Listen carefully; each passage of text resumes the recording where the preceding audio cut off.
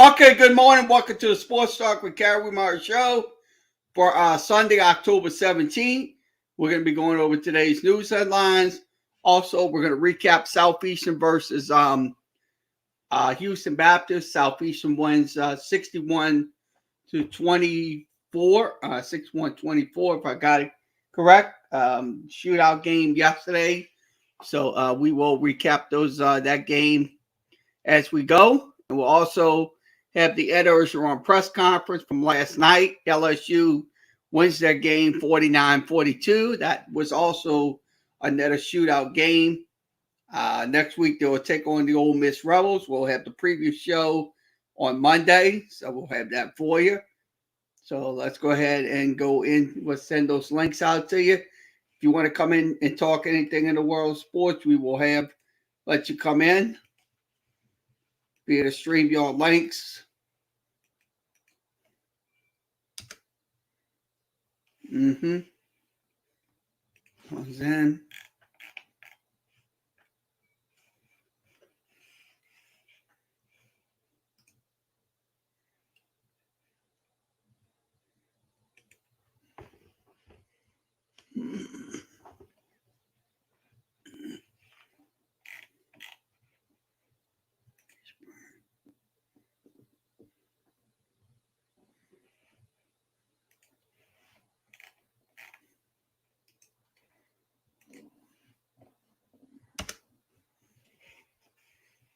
so both links are posted: Facebook, YouTube, and Twitter.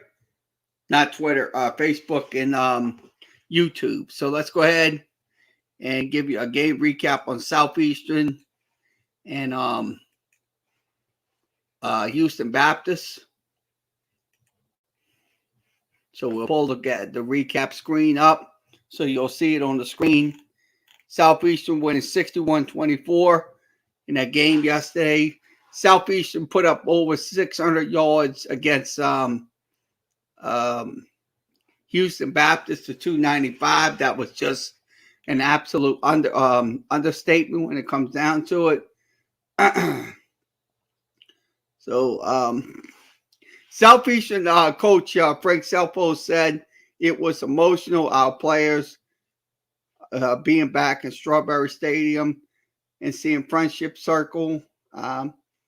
It's been so long since it's been a rough start, but they were able to put up 61 points in a game. Yesterday, Southeastern defense did limit HBU to 56 rushing yards, so that was good. But they also gave up 239 yards and 3 touchdowns, 2 interceptions in the game yesterday versus Houston Baptist. So that was, like I said, that was just a game that absolutely Southeastern had to win, and they did win the game. So we'll go over the entire box score. Give me a second to get those box scores in. I'll put it in, and I'll go over the scoring plays with you. Yep, it's in. So the scoring plays are up on your screen. So let's go ahead and give you the scoring plays. Okay, the scoring plays. Let's begin. In the first quarter, Southeastern did score on a 6-play, 58-yard drive. Cole Kelly to C.J. Turner. That took 2 minutes and 31 seconds off the clock. Southeastern led 7-0. Then HBU came back and scored on a 4-yard touchdown pass. Tied the game at 7, 11 plays, 65 yards. 4 minutes and 30 seconds off the clock. And then in the first quarter, Southeastern retook the lead 13-7 on a 8-play, 75-yard drive. Took 2 minutes and 38 seconds off the clock.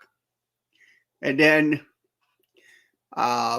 Houston Baptist came back with a 9-play, 24-yard drive. It resulted in a field goal. Took 3 minutes and 5 seconds off the clock. They led 13-10. Also, Southeastern came back in the second quarter and scored a touchdown. It was 11 play, 75-yard drive. took 5 minutes and 7 seconds off the clock. And then they scored in the second, that was with 8:04 remaining on an 8-play, 75-yard drive. They led 20-17. And then Joshua Randall had a fumble recovery for the touchdown. They went up 27-17. And then Austin Mitchell had a 35-yard catch from Cole Kelly's 2 plays, 41-yard drive. 25 seconds off the clock. It was 34-17. And then Austin Mitchell came back with a 4-yard touchdown catch. Took 8 plays and 67 yards. 3 minutes and 40 seconds off the clock. It was 41-17. Then they kicked the field goal with 11 plays, 46 yards. And it took 3 minutes and 15 seconds off the clock. It was 41-17. Then Houston Baptist scored in the third quarter on a 51-yard touchdown pass. That was on 7 plays in 75 yards, 2 minutes and 3 seconds off the clock. Then Southeastern scored 3 more times. They scored on a 9-play, 64-yard drive, made it 51-24. Then a field goal came up. It was a 29-yard field goal, 5 plays, 67 yards, was 54-24, and a touchdown from then a touchdown from 14 yards out. That was with 5:02 remaining, 1 play, 14 yards. Was 61-14 was your final. So 61-14 was your final in the game. It was, like I said, they was just absolutely a shootout between both of those teams in general. So let's go over some team stats. Okay, we'll go over the team stats. First down, Southeastern had 34 first downs. They had 15 runs, 17 passes, and 2 on penalties. They ran the ball for 238 yards. That was 42 attempts. That was an average of 5.7. Then they threw the ball for 396 yards. That was 31-40. No interceptions and 5 touchdowns in the game. So they ran the ball 42 times, but they threw the ball 40 times in the balanced mode. Now, Southeastern put up 634 yards. That was on 82 plays. They had an average of 7.7. So they absolutely just put up some huge plays in the game. It was in yesterday's win. Okay, on third down conversions, Southeastern went 8 for 12. Houston Baptist went 6 for 14. Fourth down conversion, both teams went 2 for 2. Red zone efficiency, Southeastern went 8 for 10 in the game yesterday. So I'd say this: look, this Southeastern team is absolutely for real this year because, like I said, they're 5-1 and 3-0 in conference play. So if they get so they win against Northwestern State, they should be 4-0. They're going to have a clean sweep when it comes down to the Southland Conference championship considerations for the Lions. I think they'll win it this year. I absolutely think they'll win it because Southeastern right now has got a better team in the Southland Conference right now when it comes down to it. Okay, let's go over the individual stats. Okay, Cole Kelly had 396 yards, 31-38. He had 5 touchdowns, 2 sacks. Now, the Russian, Cephas Johnson, had 3 carries for 87 yards. Cole Kelly, 11 carries, 42 yards. Jesse Britt, 6 carries, 34 yards. McClendon had 8 carries for 33 yards in the game. So that was 42 carries for 251. Now, the wide receiver core was excellent. C.J. Turner had 4 catches for 72 yards. Austin Mitchell, 5 catches for about 62 yards. Nolan Gibbett had 5 catches for 56. Ed McGee had 1 catch for 42 yards. Jesse Britt, 2 catches for 38. So the total was 31 catches as a team for 396 yards. Now that's in the game. Now the defense. Let's go ahead and give you defensive numbers on Southeastern. Southeastern only had 1 sack in the game, and that was let's see, not much sacks to report, but at least the defense absolutely.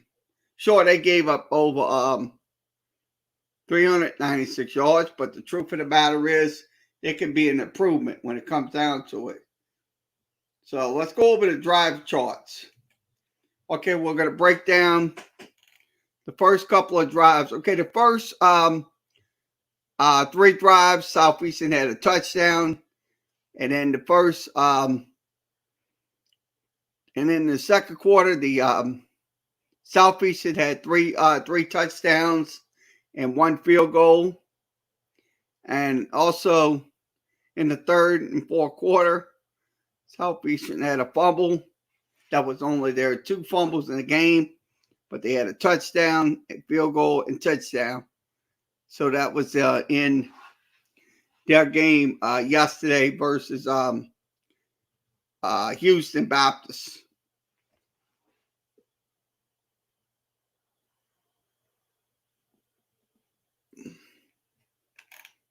So that was their drive summary. So once again, they will take on Northwestern State. That'll be next weekend at 3 p.m. That'll be on ESPN Plus once again. So that is your game recap of Southeastern and Houston Baptist. So we're going to click this out. And we're going to go to the Ed Orgeron press conference. We'll see what Ed Orgeron had to say about yesterday's 49-42 win by LSU. So let's go ahead and go over there.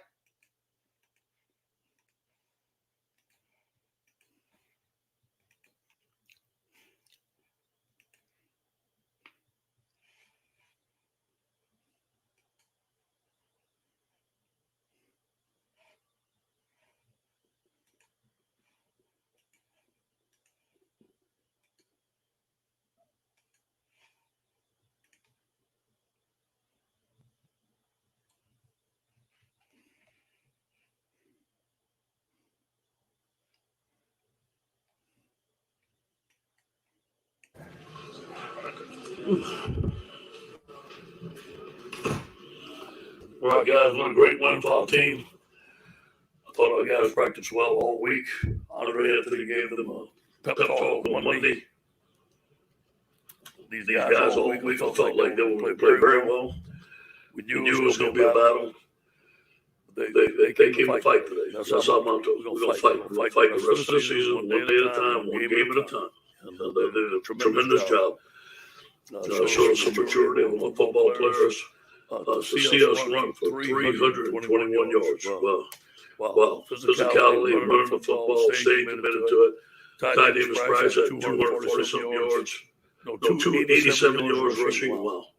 And then we held them to half the yards rushing. I think on defense, you look at Glenn Logan coming back. That really helped us out. Neil Farrell probably played his best game. with plus 4 in the turnover margin. Those interceptions were key for us in the ball game. We still gave up, the play right before half. Still gave up some plays that we shouldn't have allowed. That's something we're going to have to get fixed next week for Ole Miss. But overall, I'm happy for our team. I think our team went through a lot this week. And for them to beat Florida, win instead of Florida was a rivalry. We want to represent all the players, everybody that played for us, and I think they did a good job. Any questions?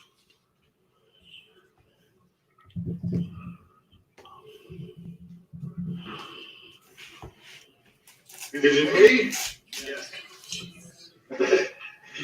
Okay, Coach, mine's kind of specific, positively the first one. Was that something you were, was I saying things, or do you have 3 tackles on the offensive line? Yeah. What's that about? Yeah, in case I'm getting hurt, I give the offense some credit. We moved Dellinger to tight end. We had a jumbo package, we called it 12 jumbo. And it really helps us out. We got more physical during the game and helped our run game out. Yeah, that was something you had never done before this season. Yeah, and with the running game, y'all started to kind of gauge that last week, but was there something over the last few weeks that just showed you that performance like this was coming? I felt that the offensive line had made, I told them they're the most improved group of all the team. I kept on showing things that them dominating in practice. I showed them again this week. You can see the stuff that Coach Davis is teaching them coming through. I thought Ty Davis-Price had ran with some confidence the week before.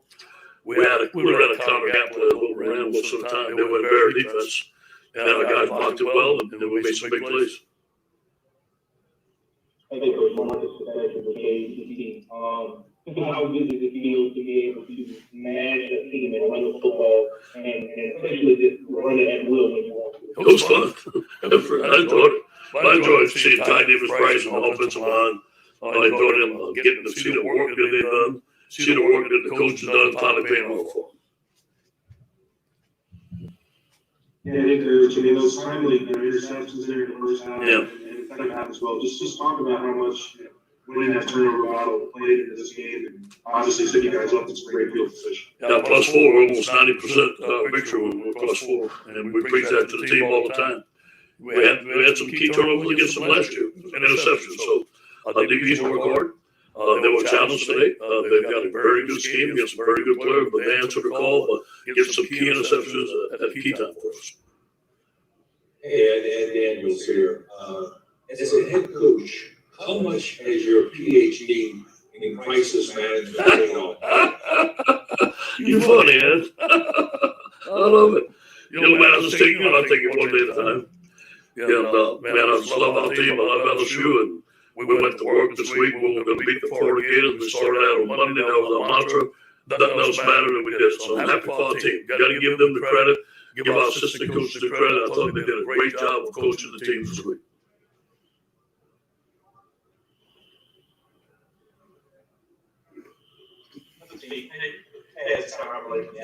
I know you said many times that it's never about you. This week a lot of it was about you, but did you know, did you really want to get out and also about your team? They had fewer players, but you had rally. Sometimes this work doesn't rally. Yeah. And then you just kind of rally together and make a stand, despite all the odds. Well, I saw the guys that were going to step up in a starting role. I saw them practicing more energy. Man, they were eager. They were in the office watching film. It was just kind of a new energy about the football team. And on Thursday, I could feel that energy. It just felt really good. And don't listen about me. It's about this team. We're going to give them the credit they want. And that call in the goal line, it's not a game. And that takes a lot of confidence. You guys walk us through what went into that call, what it's like watching that. No, we were going to run the football. We were running in. And it was 4th inches. And Jake called a pass. He says, Coach, you want me to run? I said, no, it's your call. You call what you want. Great call. I thought Max did a good job of avoiding the pressure. It could have went the other way, but Max made a great play. Hey, Coach, in another part, you always talk about what a great guy he is, hard work. Can you talk about the play he made there at the end and pick that ball off? Phenomenal. And here's, 2 of the things we actually do. Get better at his open field tackling and get better at pass coverage. And he has. And the guy's a tremendous player, a tremendous worker. I count him for leadership. He's out there every day. I don't know if he's missed a day of practice this year. He's always humble, always coming in, wanting to get better. What a tremendous play. That could have went either way. And you talk about the counter play that you ran, Marlon Martinez coming in for you on the line, and I just thought he played great. I mean, you can speak to his effort and kind of the good use on that right side. Yeah, very, very pleased with Marlon. Look, next man up. Jason got hurt in pregame. And we didn't expect that. With the counter play, Jason Hines, our best bowler.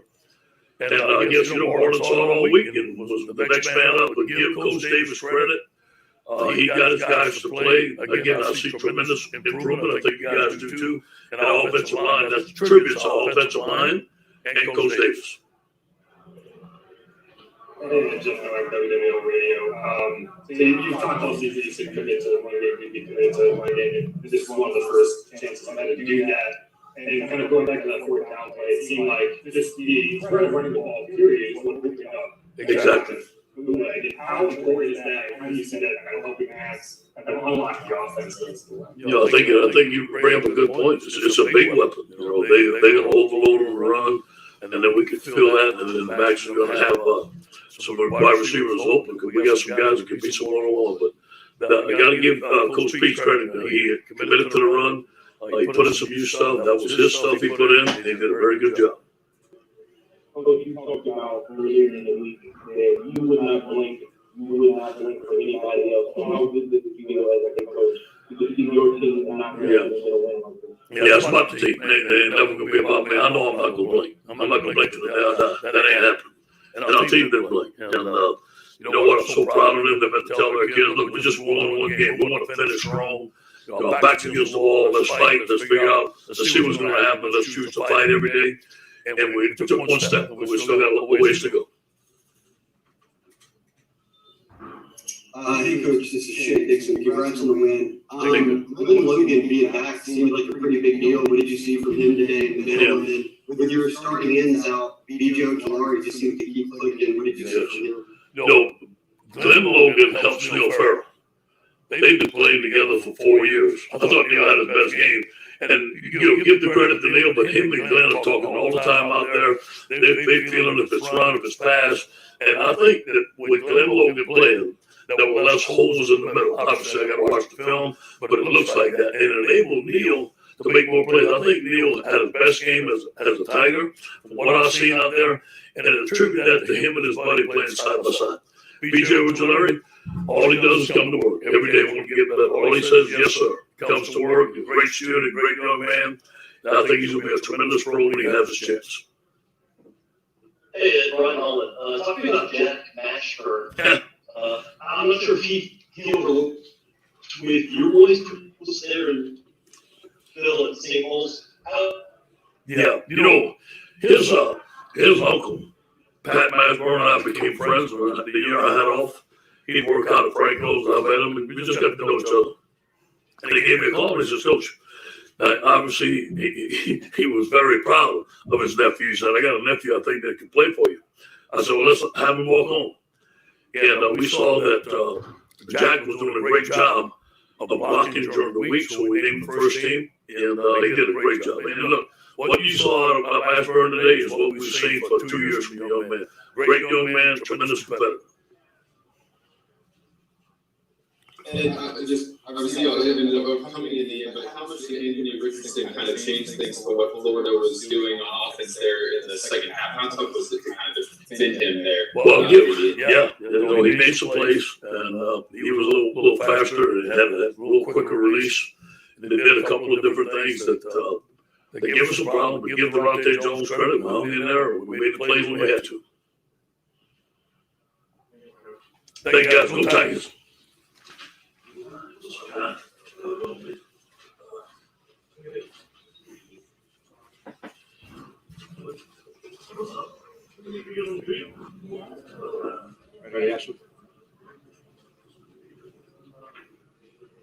Well, concerned with questions going in the chat.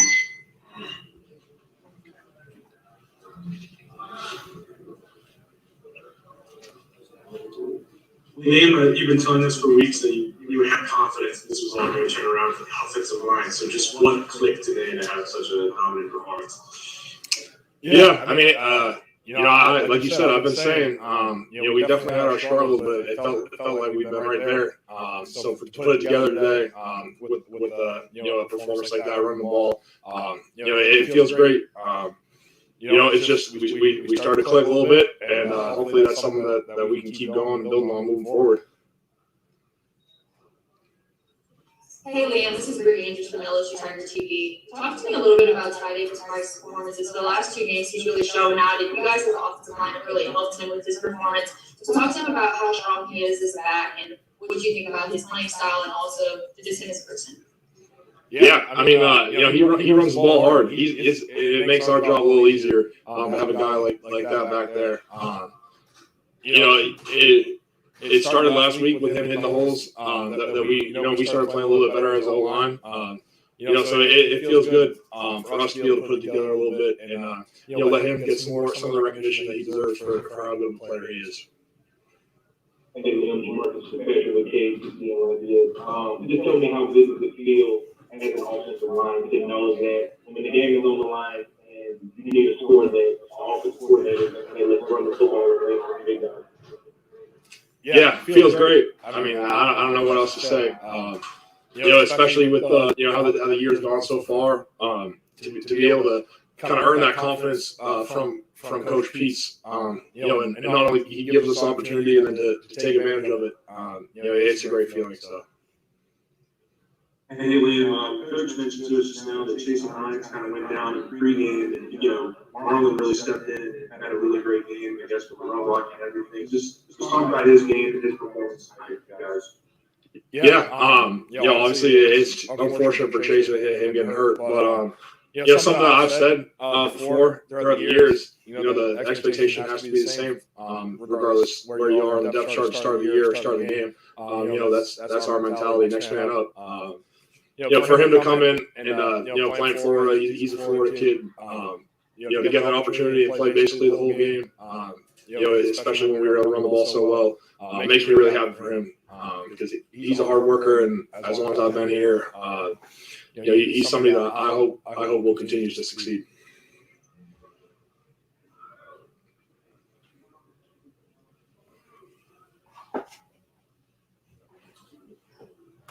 Really important subject.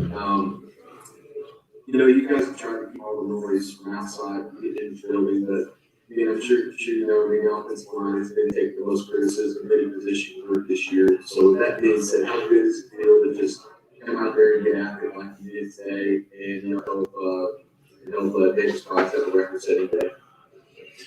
Yeah, I mean, I can't say enough. It just feels great. Like I said before, block out the noise, all that. You still hear, people talking about us here and there, but really throughout the whole season, even when we were struggling, we always believed in ourselves as an offensive line. We got the talent in that room to put forward the performance that we put today. I think every week. So, hopefully it's something that we'll be able to build on and keep going and keep rolling next week.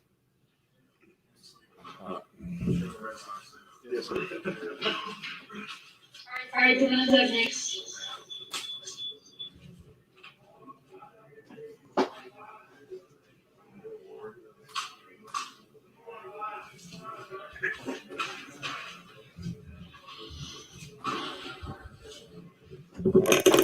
Hey, Brittany Andrews from LSU Tiger TV. Congratulations on the win. How would you speak to the defensive performance as a whole, and you as a leader of this team, especially wearing number 18? What did you tell these guys before the game and all throughout the week to kind of get them in this game mindset and be able to get this win and show out like y'all did today? The biggest thing, I just told the defense, is just that, we just got to play together. It's now or never. And, we had a great week of practice, also with the offense. Dre let the play on the beat on Monday, and, he told us how it was, and we needed that. We just told each other that we're going to go out there and play for one another. That's what we did.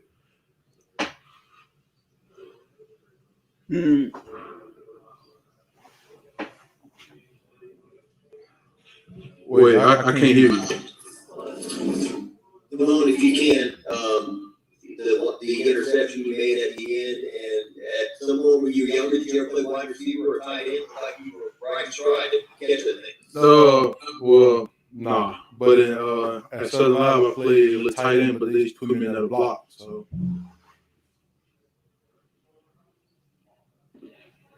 Yeah, I think when you had that interception picture, you ran straight to the student section. I guess just a game like this, back and forth, what is going through your mind at home, especially with everything going on around the road? I mean, I really couldn't believe that. I mean, you threw the ball to me. That's of course, my first interception. I mean, but I just trusted what the coaches was telling me. We know there was a play that they was gonna come to, and I just ran, tried with them, and then turned around at the right minute, and the ball fell right in my hands. On the interception and your coaches teaching students score, things like that.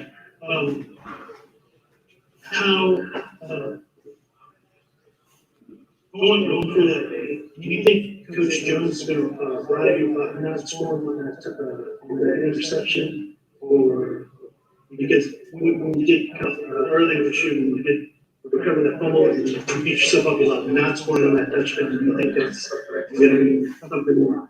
You get yourself down and not scoring on this interception here?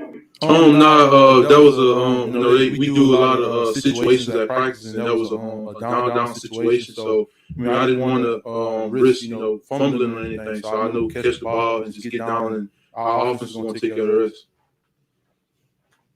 When you said that you talked to the defense, we got to play together now or never. When did y'all have that kind of conversation?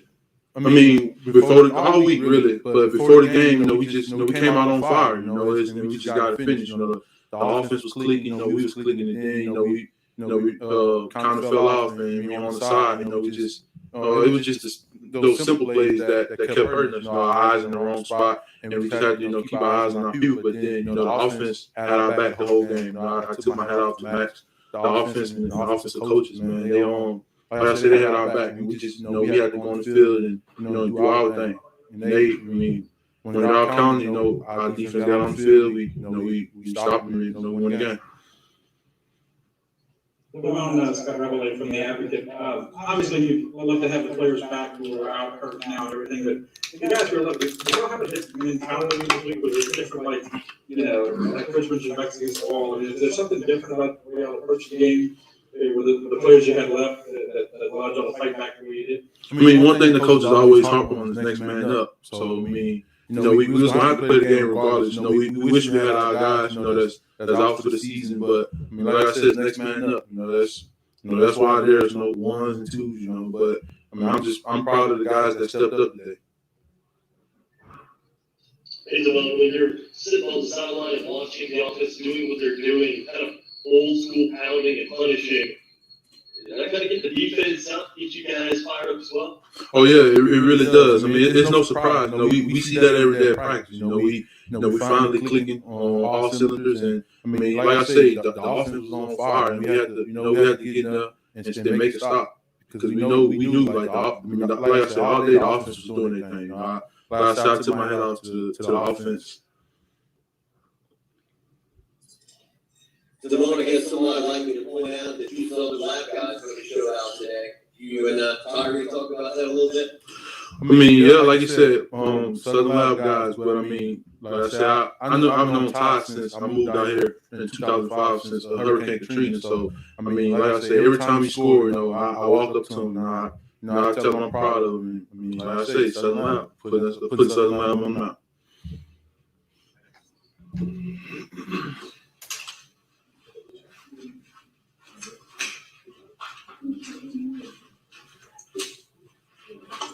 Yeah, these are questions for Max.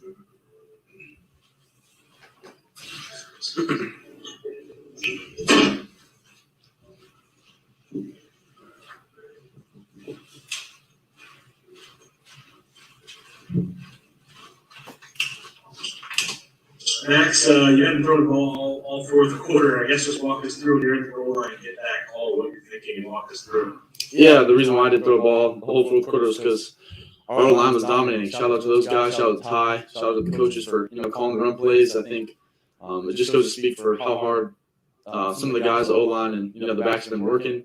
And that play we really haven't worked out all week. But that kind of what happened. We haven't worked that way. But yeah, we ended up scoring. And shout out to Dre for having 3 touchdowns.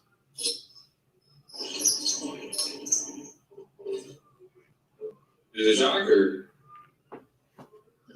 Hey Max. Okay. Hey Max. Y'all have sort of maintained as a group that you thought the offensive line was going to, you thought the running game was going to show up. Have you seen sort of things over the last few weeks that would indicate to you, okay, maybe this was going to be the week where you would really be able to sort of assert yourself in the running game like this? Yeah, I think even last week, I don't think I won 3-and-out the entire game last week. I think that it goes to speak for them again. Working really hard. Coach Davis doing a good job of kind of getting in their grill and seeing how they take. And I think they've done a great job of making holes for Ty, and Ty's done a great job of kind of finding them and shooting through them.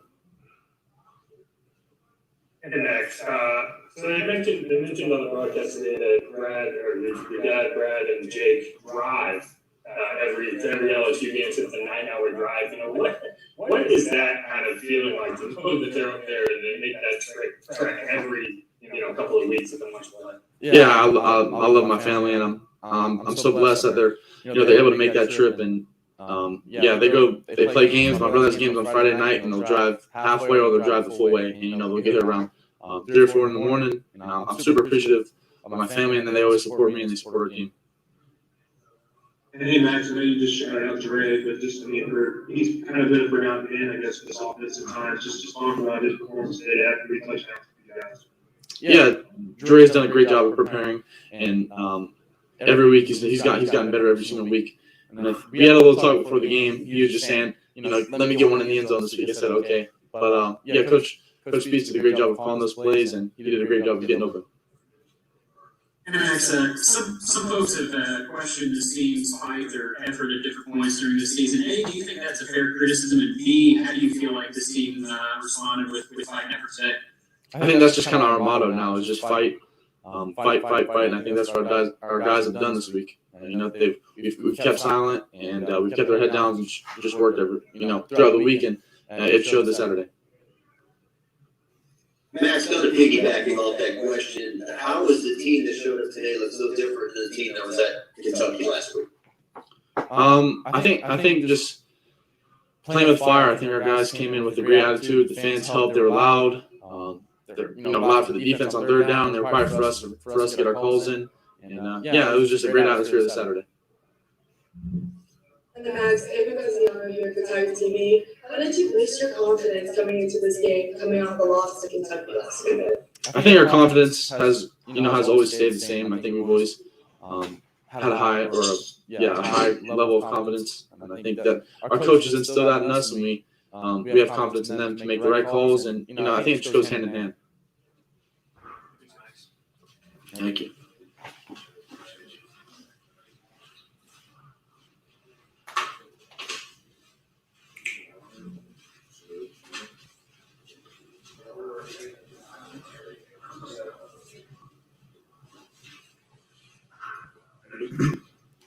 I think I just got right away from the advocate. Are you tired, or could you run for another couple hundred yards today? And also, I'm sure you know by now, you have the school record.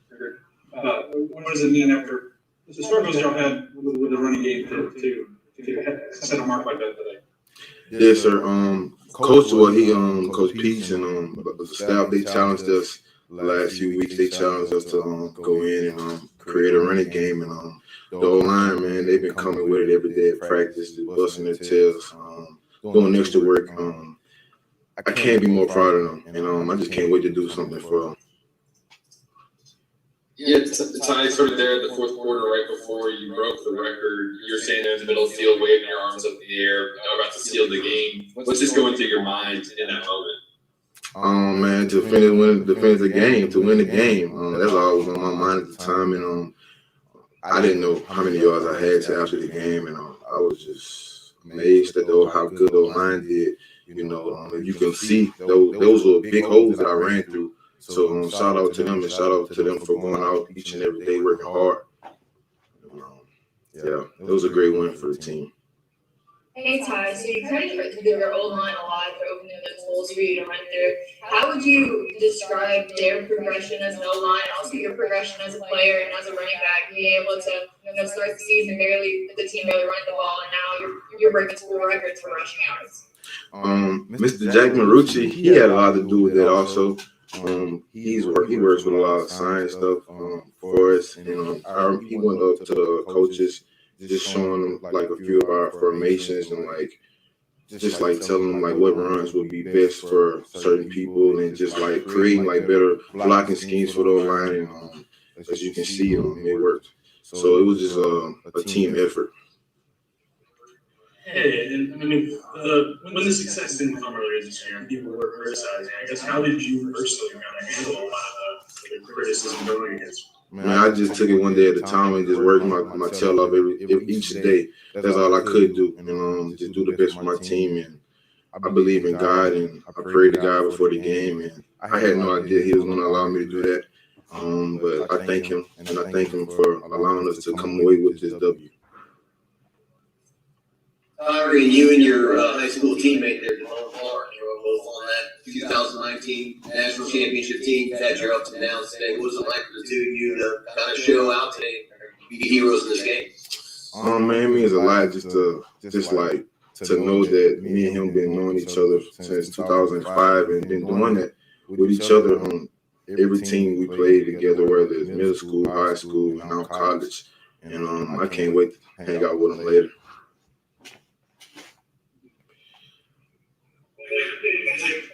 I got a team here with me. I guess when you feel that momentum shift and you know that this is working for us and they're going to start feeding you, I guess just what does that mentality do for a player as they try to kind of keep that snowball rolling forward?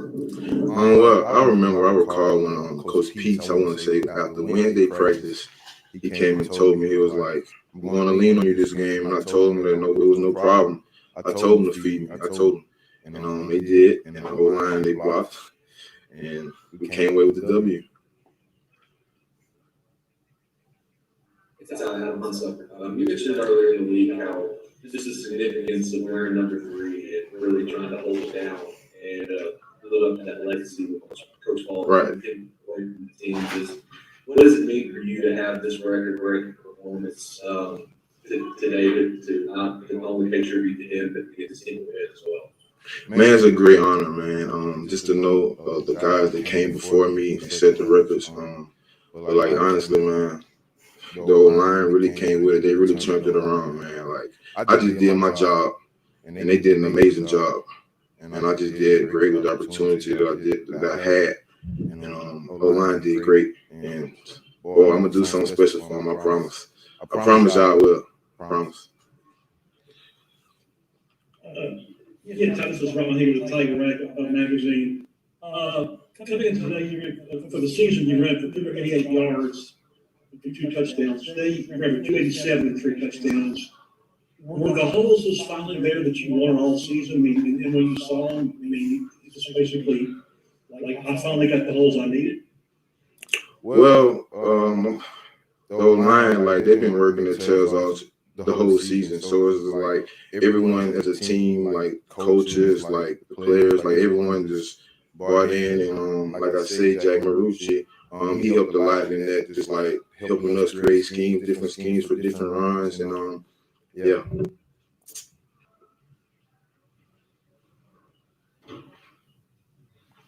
Hi, I'm the advocate. I apologize if you've been asked this before, but I noticed that your under eyes is rough, and I was wondering what that means. Oh, this is my daughter. She makes 4 months this month on the 28th. This is my daughter. I love that girl so much. So much. When do you think you'll have a chance to? When do you anticipate to have a chance to talk to Coach Hall after the game, and what do you think he'll say? My phone over there. I'm gonna call him as soon as we're done with the interview.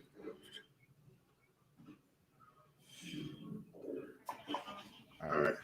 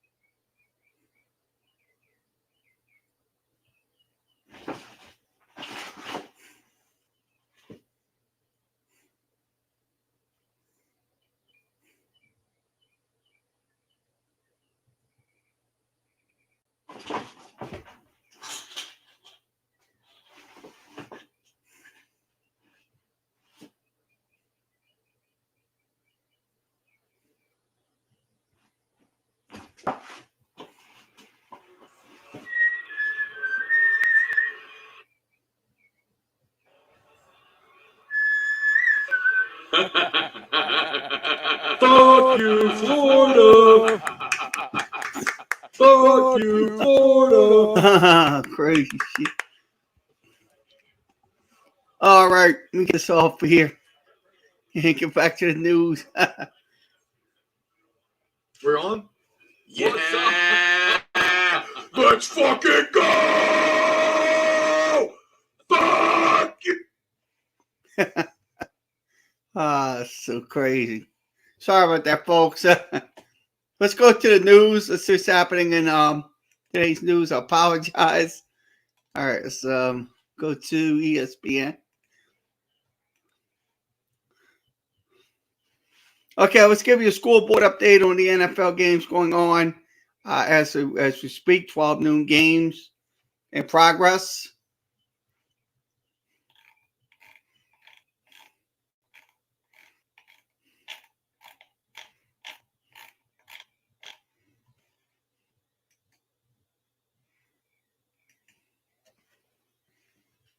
Okay, games going on in the 12 noon.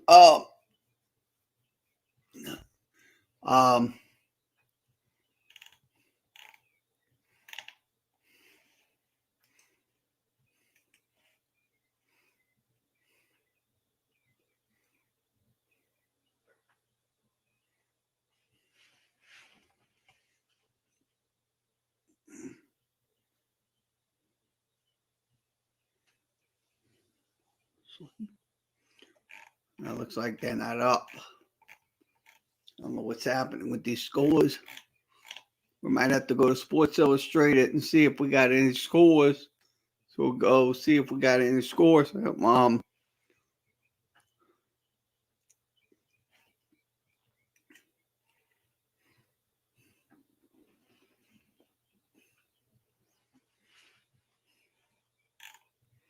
Not even up. I don't see them.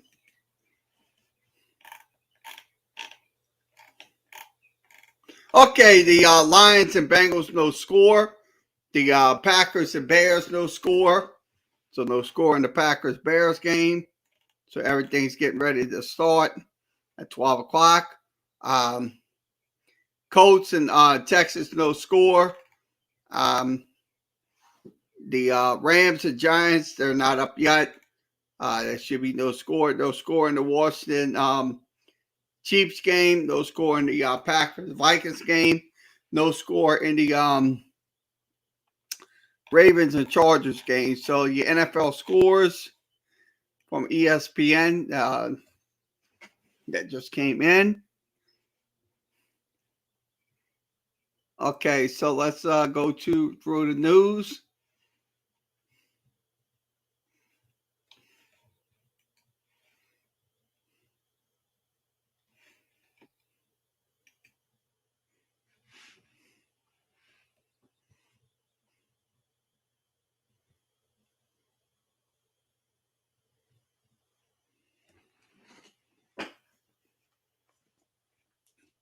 I was falling asleep.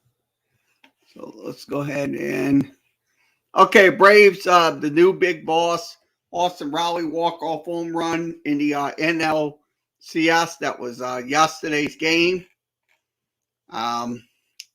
So game 2 will begin this coming week.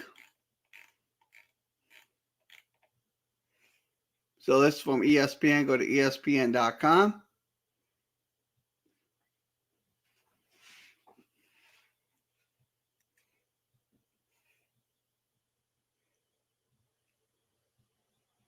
Most fans pelted the field, hitting Lane Kiffin after the chaotic win. That's what happened yesterday.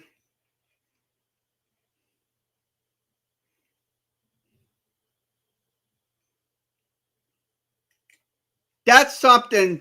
See, that's something you don't do. Is pelt Lane Kiffin. You're being very sorry ass about that, because these Tennessee fans, look, sure, they wanted to win the game, but the truth of the matter is, look, when you do something like that, that is absolutely uncalled for. Hitting Lane Kiffin with bottles and stuff. Somebody could have got injured or somebody could have got hurt. That's something that the SEC needs to look into for the Tennessee Volunteer fans, because the fans, what they did was absolutely wrong. So once again, this is from ESPN. Go to ESPN.com. Fall asleep.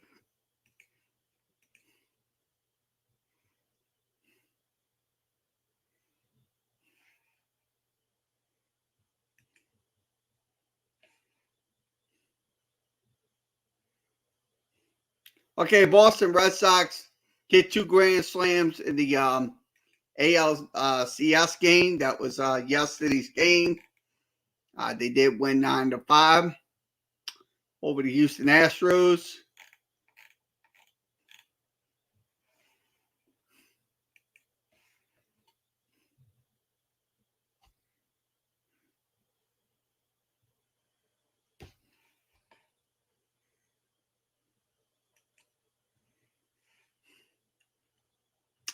Purdue winning 24-7. David Bell continued to dominate with over in a stunning win. So that was in yesterday's game versus Iowa. That was against number 2 Iowa. So they upset number 2 Iowa yesterday. So the polls will be shaking up this week.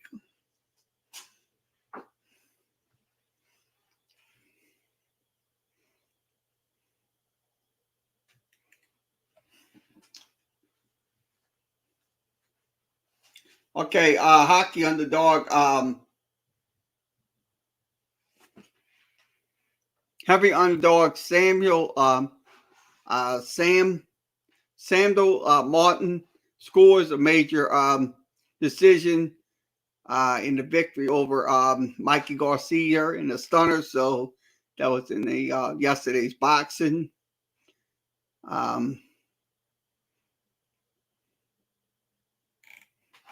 So that's once again, that's from ESPN. Go to ESPN.com.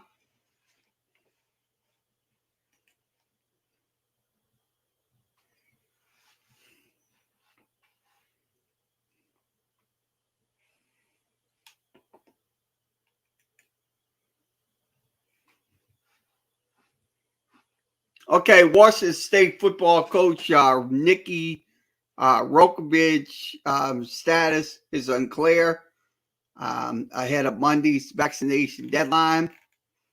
So looks like his future will not be he will not be the coach. I mean, I don't care. Like I said, you need to he needs to vaccinate. That's what they need to start doing.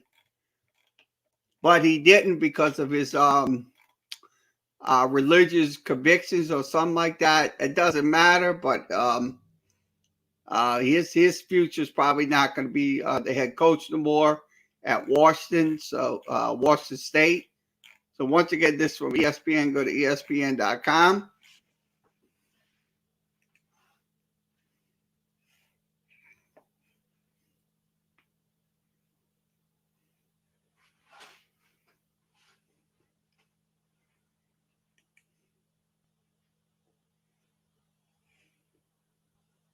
Mike Williams' knee set to play against the Baltimore Ravens, so he will play in Sunday's game against